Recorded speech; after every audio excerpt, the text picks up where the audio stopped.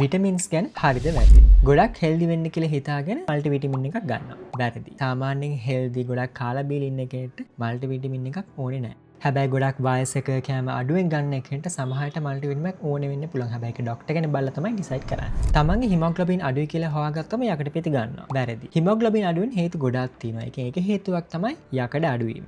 එහින්ද haemoglobin අඩු වුණා කියලා හැමෝටම යකඩ පිට ගන්න බෑ. වයසක ගොඩක් ගෙදර ඇතුළෙම ඉන්න කෙනෙක් විටමින් D ගන්නවා. හරි. මොකද වයසක ගෙදර ඇතුළෙම ඉන්න කෙනෙක්ට ඉරේලිය වදින්නේ නැති හින්දා විටමින් D ඌනතාවය ගොඩක් කොමන්. හෙම්බිරිස්සාව හැදෙනවා විටමින් C ගන්නවා. වැරදි. විටමින් C වලින් හෙම්බිරිස්සාව හොඳ වෙනවා කියලා කොහෙවත් එවිඩන්ස් නැහැ. heart attack ආපු කෙනෙක් omega 3 fish oil ගන්නවා. හරි. හැබැයි ගොඩක් හෙල්දි වෙන්න කියලා හිතාගෙන හැමෝම හැමදාම fish oil ගන්න එක වැරදි. ධනිසන්ධි කැක්කුමක් තියෙනවා නම් කැල්සියම් පිටි ගන්නවා.